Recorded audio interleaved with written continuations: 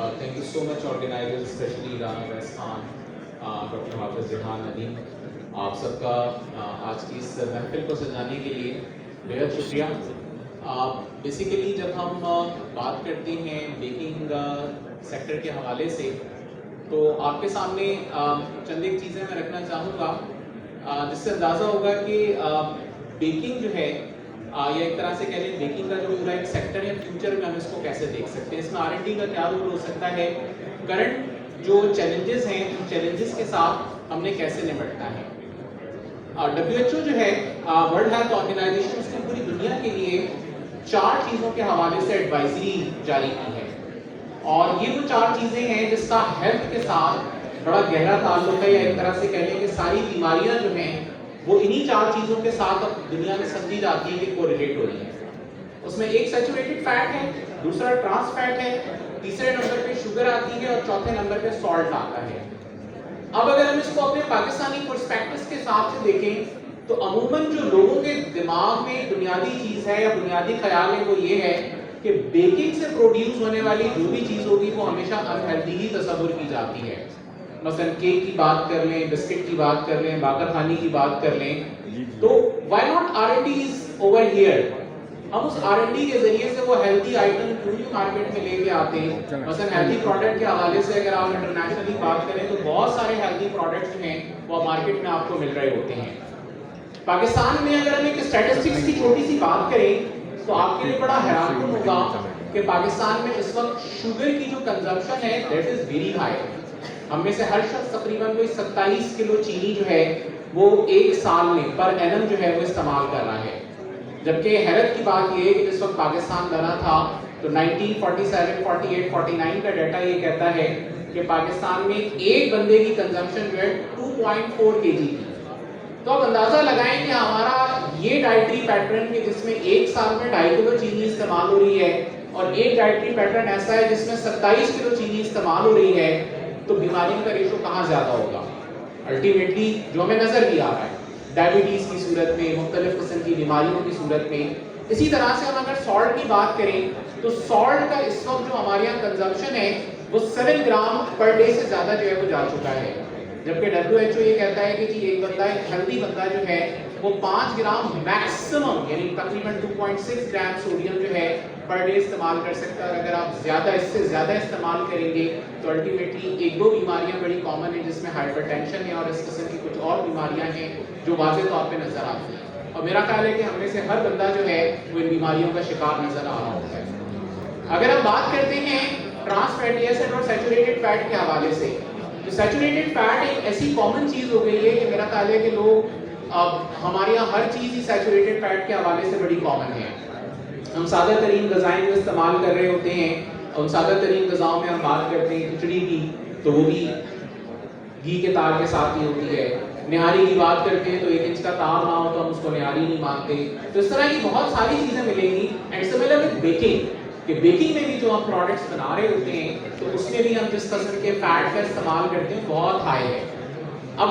Normal requirement क्या है कि एक ऐसा शख्स जिसकी 2000 कैलोरीज की रिक्वायरमेंट है, वहाँ पे सैचुरेटेड फैट जो है उससे हासिल होने वाली एनर्जी नॉर्मली जो WHO अलाउ करता है वो 10% से ज़्यादा नहीं होनी चाहिए। एनर्जी वैल्यू 10% से ज़्यादा ना हो, जो तकरीबन 20-22 ग्राम से ज़्यादा नहीं बनता। एंड सिमिलर विद अगर हम ITFA की बात करते हैं तो पूरी दुनिया में ITFA का जो स्टैंडर्ड है वो 2% सेट कर दिया गया है। बट अनफॉर्चुनेटली इस वक्त अगर यहाँ मैं आपको कुछ स्टैटिस्टिक्स देना चाहूँ, अभी रिसेंटली जो है मुख्तलिफ डेवलपमेंट ऑर्गेनाइजेशंस ने all over the Pakistan samples collect करवाए विद अथॉरिटीज़ मिल के, और PCSR में उसको टेस्ट किया गया। तो डॉक्टर उमर साहब यहाँ मौजूद हैं, आप उनसे इस बात को जो है वो पूछ सकते हैं कि उसका जो इस वक्त का रेशो है वो कुछ प्रोडक्ट्स में 30% ITFA की सूरत में मौजूद है। कहाँ इंटरनेशनल रिक्वायरमेंट 2% से ज़्यादा की नहीं है और कहाँ हम 25 और 30% ITFA का इस्तेमाल कर रहे हैं। अब ये ITFA जो है वो प्रॉब्लम क्या क्रिएट कर रहा है। ITFA के जरिए से सबसे बड़ा जो इनिशियल मसला खड़ा होता है, HDL का जो लेवल होता है बॉडी के अंदर वो डिक्रीज होता है, LDL का लेवल इंक्रीज होता है। अब आप कुछ ना करें, अपनी सिंपल जो है ब्लड रिपोर्ट चेक करवा लें, आपको अंदाजा हो जाएगा हम में से हर बंदा इसी का शिकार नजर आएगा। फर्दर जब ये ट्रिगर करता है तो आगे चल के यही चीज जो है वो आर्टरीज ब्लॉकेट का काम करती है। اس کے نتیجے میں بلڈ پریشر جو ہے وہ کریٹ ہونا شروع ہو جاتا ہے، پھر اس کے بعد وہ آرٹریز اور وینز کے اندر بلاکیج کریٹ کرتا ہے، دین اس کے بعد پھر یا تو ہارٹ اٹیک ہوتا ہے، یا اگر وہ بلاکیج جا کے دماغ میں اٹکے تو برین ہیمریج ہوتا ہے، کڈنی میں جا کے کرے تو کڈنی فیلئر ہوتا ہے، لیور میں جا کے اٹکے تو لیور فیلئر ہوتا ہے۔ نتیجہ کیا نکلتا ہے کہ ہم جانتے پوچھتے ان چیزوں کے حوالے سے نان کنسرنڈ ہیں جس کا ہماری صحت سے ڈائریکٹ تعلق لگتا ہے۔ اس حوالے سے نیوٹریشن انٹرنیشنل کے ساتھ مل کے ہم نے ایک پوری ایکٹیویٹی تقریباً پورے سال جو ہے وہ لاسٹ ایئر پرفارم کی، جس کا مقصد یہ تھا کہ وداؤٹ ٹرانس فیٹ جو مختلف قسم کے پروڈکٹس ہیں جن کے متعلق تصور نہیں ہے کہ وہ ٹرانس فیٹ کے بغیر بن سکیں، اس کے اوپر ہم نے انڈسٹری کے ساتھ مل کے کام کیا، especially oil and fat industry کے ساتھ مل کے کہ اگر ٹرانس فیٹ کا آلٹرنیٹو تلاش کیا جائے تو وہ کیا پاسبل ہے، اور پاکستانی پرسپیکٹو کے حساب سے بہت ساری چیزیں جو ہیں اس حوالے سے ایجوکیٹ بھی کی، اور اس کے اوپر مختلف چیزوں کے ابھی بھی کام جاری ہیں۔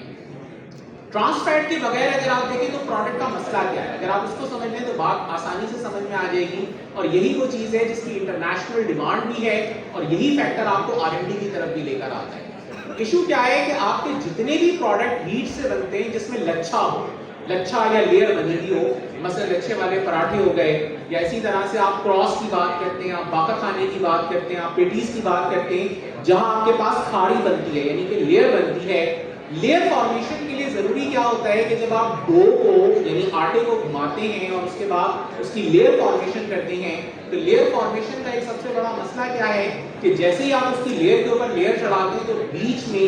فیٹ کی ایسی لیئر ہونی چاہیے جو پگھلے نہ روم ٹیمپریچر پہ، اور وہ لیئر کیا کرے کہ اس آٹے کی ایک لیئر کو دوسری لیئر کے اوپر چپکنے نہ دے۔ اس کو ہم سمپلی کہتے ہیں کہ gluten to gluten network formation نہیں ہونا چاہیے۔ نتیجہ کیا ہوتا ہے کہ ہارڈ فیٹ ہمیں ریکوائرڈ ہوتا ہے، اور اس ہارڈ فیٹ کے لیے ہائی میلٹنگ ٹیمپریچر فیٹ کے لیے جس چیز کی ہمیں ضرورت پڑتی ہے وہ ہائیڈروجنیشن ہوتی ہے، اور جب یہ کام آپ پارشل ہائیڈروجنیشن سے کور کر رہے ہوتے ہیں تو اس دوران یہ ٹرانس فیٹ پروڈیوس ہوتا ہے، اور نتیجہ یہ نکلتا ہے کہ وہ ٹرانس فیٹ ہمیں پروڈکٹ کی کوالٹی تو شاید بہت اچھی دے دیتا ہے، فزیکلی اگر آپ دیکھیں تو جو پوری آپ کو مارکیٹ کے اندر ملے گی آپ گھر پہ نہیں بنا سکتے، جو بسکٹ اور کیک آپ کو بیکری سے مل رہا ہوتا ہے وہ آپ گھر پہ ڈیولپ نہیں کر سکتے۔ ریزن اس کی کیا ہے کہ وہ جو اسپیشلائز بیکری فیٹس یا اسی طرح سے اسپیشلائز فرائنگ فیٹس یا اسپیشلائز ادر فیٹس جو ہیں اس کے اوپر کام کی اشد ضرورت ہے، اور اس کے ساتھ ساتھ اس کی جو ماڈیفیکیشنز کی ریکوائرمنٹ ہے جس میں R&D کی ریکوائرمنٹ ہے کہ ادر ٹیکنالوجی جو بھی آپ اس کو بنانے میں لگائیں گے، مثلا انٹر اسٹیریفیکیشن کے پروسیس سے آپ اس کو بناتے ہیں فیٹ کو، یا پھر آپ اس کی بلینڈنگ پروسیس کے ذریعے سے ڈیزائننگ کرتے ہیں، یا اولیو جیل یا بائیو جیل فارمیشن کے ذریعے سے اس کو کور کرتے ہیں، الٹیمیٹلی ان میں سے کوئی سی بھی ٹیکنیک ہوگی تو R&D کا ایک فیکٹر آپ کو لازمی استعمال کرنا پڑے گا پروڈکٹ ڈیولپمنٹ کے لیے، ادروائز آپ کا پروڈکٹ کبھی بھی اس طرح سے نہیں بن سکتا جو ایک ٹرانس فیٹ کنٹیننگ پروڈکٹ کے ذریعے سے بن رہا ہوتا ہے۔ تو نتیجہ کیا نکلتا ہے کہ جب بھی ہم ان چیزوں کے حوالے سے بات کر رہے ہوتے ہیں تو الٹیمیٹلی ہمیں ایک بنیادی چیز کو اپنے دماغ میں رکھنا چاہیے، that is the health factor, کیونکہ آج کی جتنی ڈسکشن ہوئی اس ڈسکشن کے اندر ہمیں اس چیز کو اپنے دماغ میں رکھنا ہے کہ ہمارا جو آج کا جو کسٹمر ہے، یاد رکھیے گا وہ پچھلے کسٹمر کے مقابلے میں اس لیے ڈفرینٹ ہے کہ اب وہ پیکٹ کو پڑھتا بھی ہے اور وہ اپنی ہیلتھ کے حوالے سے کانشیس بھی، کیونکہ وہ دیکھ رہا ہے کہ معاشرے کے اندر جس قسم کی ڈیزیزز اب سامنے آ رہی ہیں شاید وہ اپنے آپ کو بچانے کے لیے ان چیزوں سے اجتناب کرنا شروع کرے۔ تو مارکیٹ ایک گیپ کنٹین کر رہی ہے، ہمیں ہیلتھی آئٹمس کی انہی ٹیسٹ اور اسی پروڈکٹ پروفائل کے ساتھ ریکوائرمنٹ ہے،